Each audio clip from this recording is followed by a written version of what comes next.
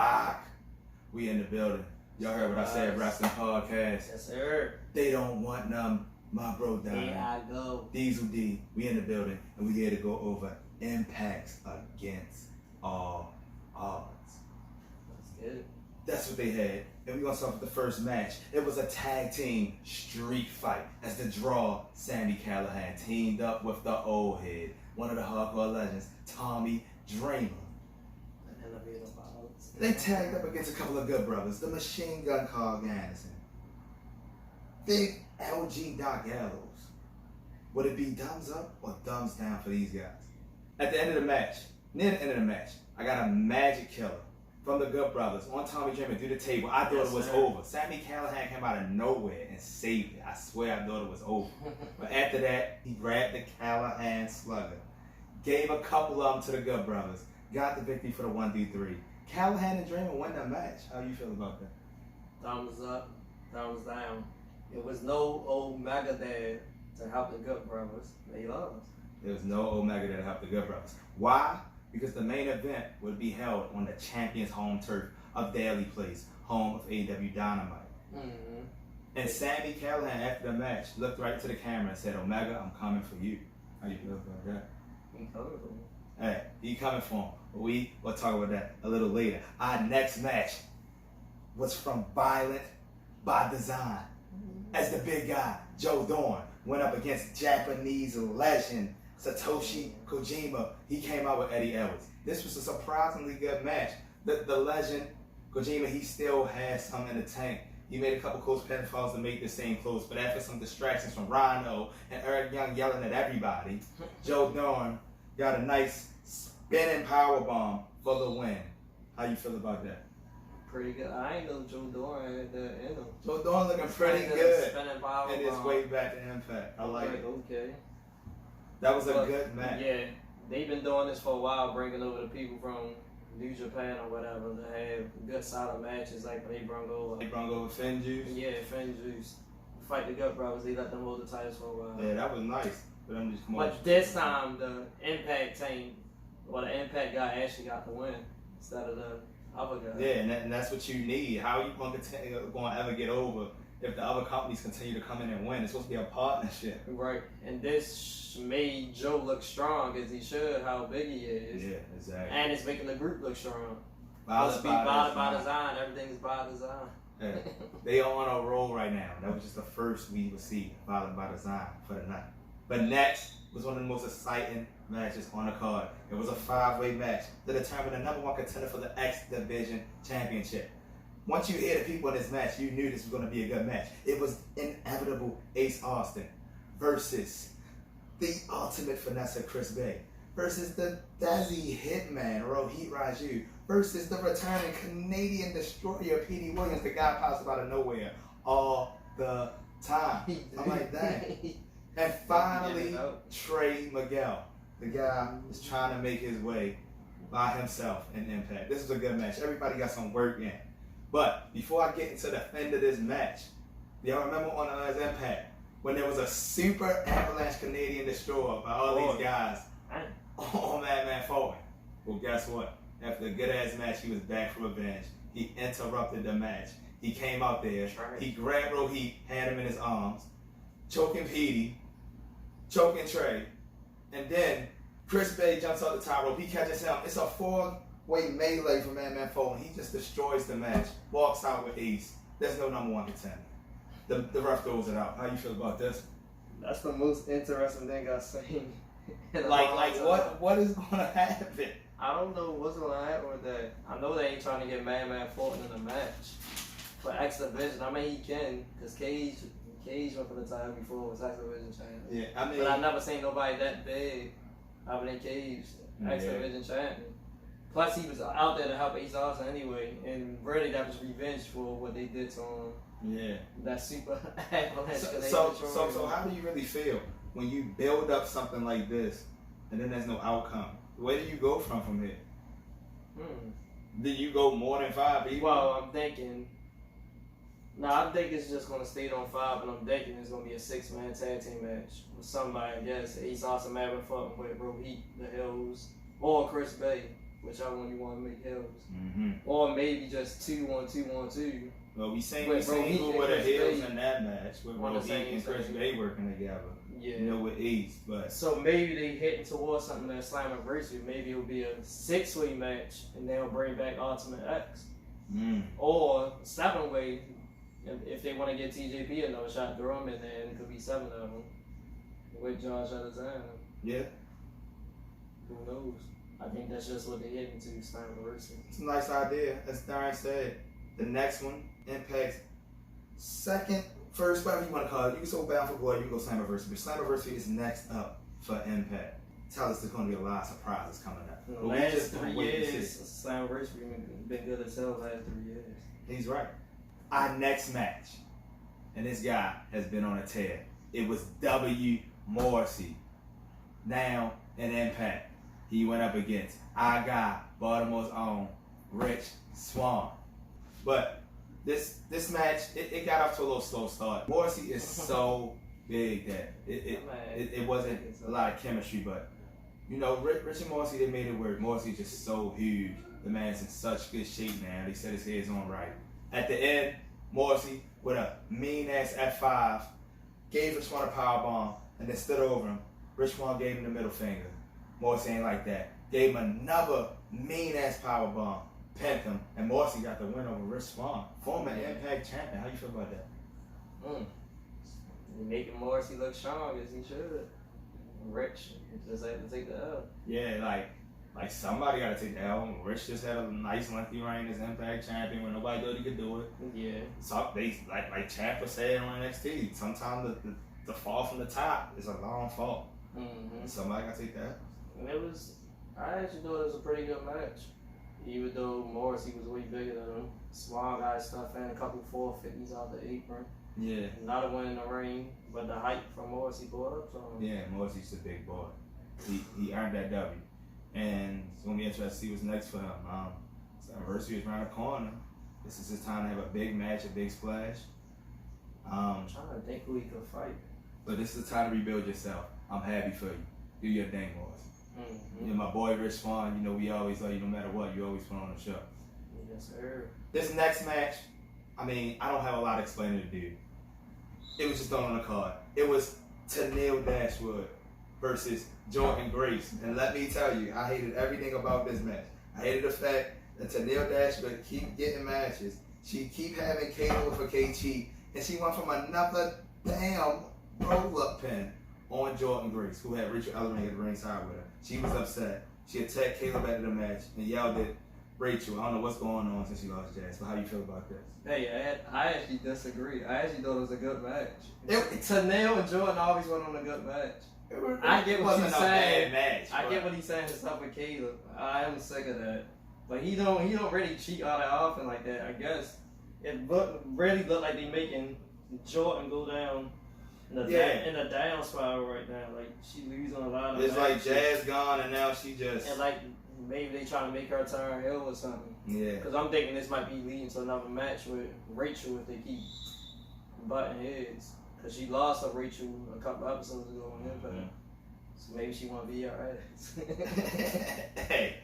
Hey, you could be going to that. But the knockouts continue to get love because our next match was for the Knockouts Tag Team Championships.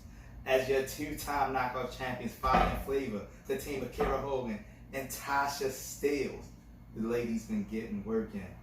Curry. They put those titles on the line against the cheating ass team of Kimberly and Susan. And Susan was determined, she said, to turn them into burnt and bland. I didn't know what that meant, but this was a pretty good match. At the end, for Frog Special Tasha Steelz, Fire and Flavor retain their titles. How you feel about this?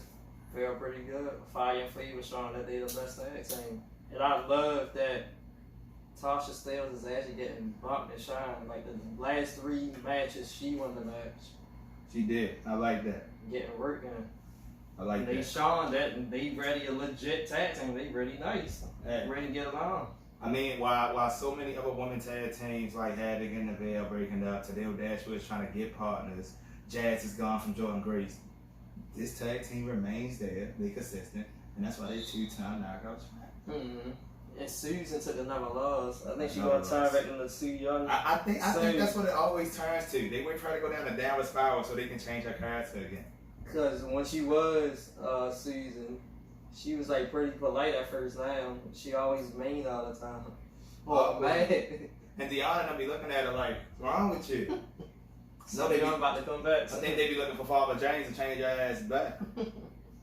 But for the second time tonight, it was violent by design, but this time defending the Impact Tag Team Championships. It was Diener, it was Rhino, with EY defending those titles against the K, the team of Black Taurus, and Crazy fucking Steve. Now I'm sorry, for some reason, the K just seems to always want to form and then break up and then form and then break up. And for some reason, this time even with Black Taurus, I like Black Taurus. I don't see the K winning any titles.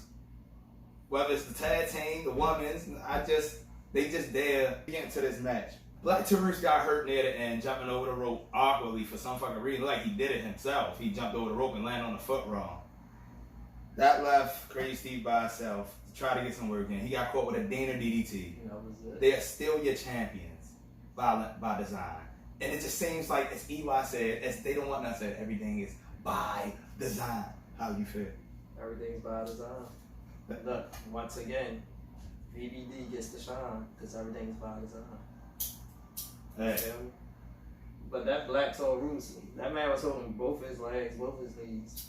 I hope he ain't really hurt. Yeah, that ain't look good.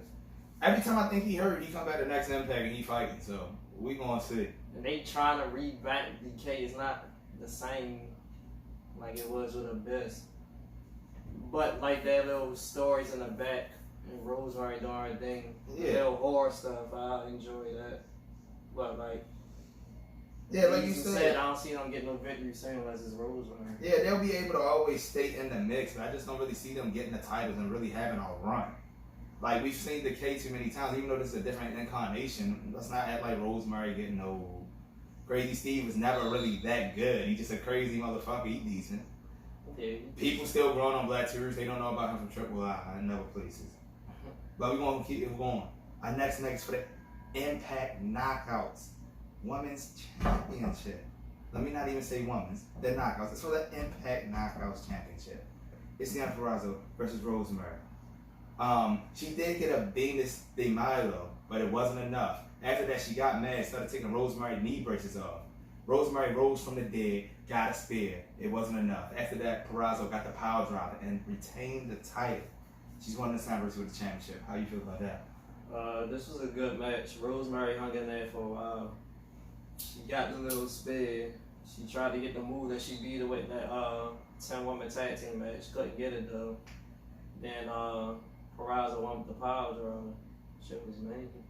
That shit was mean. That was a mean power drive. But since Rosemary lost, I don't know who Deanna's next opponent gonna be, especially for Slammiversary.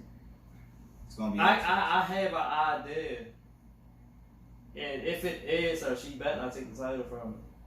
Taylor Wilde came back like 2 or 3 months ago. And I remember back then she beat Awesome Khan for the title. I think it was at Slammiversary. And she's been gone for like the last 2 or 3 weeks now. But they made her, since she came back, I don't think Taylor Wilde has lost a match. So I think they probably trying to get her up there because she's probably the only person now that haven't fought Deanna since Deanna beat everybody. Yeah. But if she do fight, Taylor Wilde better not let her match. Well, ladies and gentlemen, we here. Especially now that's not we here. Against all odds. Could a wrestling god win back the crown for his king? It was the leader of the Moose Nation, Moose, trying to win back the Impact World Championship from a wrestling god himself. Not reigning, as Justin Roberts say, out of North Carolina, but rather Winnipeg, Manitoba, Canada. He is a 4-title holder. He is the Triple I Mega Champion. He is the All Elite Wrestling World Champion. He is the TNA Champion. And he is the reigning and defending in this match Impact World Champion, Kenny by God Omega with Don Callis. This was emanated from Bailey's Place in Jacksonville, Florida, home of AEW Dynamite. Kenny said he went home field advantage. If you want the title, you got to come to Daily Space. And Moose was ready for a war. This was a damn good match. As you can expect, the best match of the night, the match that made the card. This went everywhere. They was outside the ring. Moose started mimicking Kenny Omega like he was going to give him a V-trigger. Went over the barricade, like 10 feet all into the chairs. Then Kenny started working on the arm. This led to a few V-triggers out of nowhere. And then after that, Moose got the referee with a spear because Kenny pulled the ref in the damn way. Come on, Brian. This just made no sense. You know what happened after that. He got some help. But it was from the Young Bucks, fresh in their Air Jordan 1s. It was a super kick party to Moose, and there was a BTE trigger. They put Kenny Omega on top of him. They helped him. They screwed Moose. Kenny retains. What the hell is going on now? They some fucking cheat. Yeah. The elite Bullet Club, whatever you want to call them. Yeah. They some cheat. Yeah. This is some of the most cheating by a group I've seen in a long time. Then they helped them get the one-wing angel. Pick Brian Hebner up and just throw him down until him count. Come on, man. Now, while I do say this is impressive for him to hold all these titles and be going to all these promotions, I feel like for your home promotion, which is All Elite Wrestling, you do all the cheating you want to because that's your career, you're a heel. But for all these other companies that you're taking over that are being promoted by All Elite Wrestling, you gotta be a dominant champion. You gotta be like the strong guys. You gotta be winning shit by yourself to prove why you the man. You can't be cheating in every single title match. Every single title match. But hey, but this leading to after the match, the lights went out. Thumbs up, thumbs down. It was a draw. Sami Callihan. He came out there with the Callihan slugger, ready to take out the Bucks. He took him out right when he was going at the Kenny. Don Callis got upset and said, "Stop touching my family. You go anywhere near him, there's going to be consequences." And as he went for Kenny, Don Callis said, "You're fucking fired." tragic.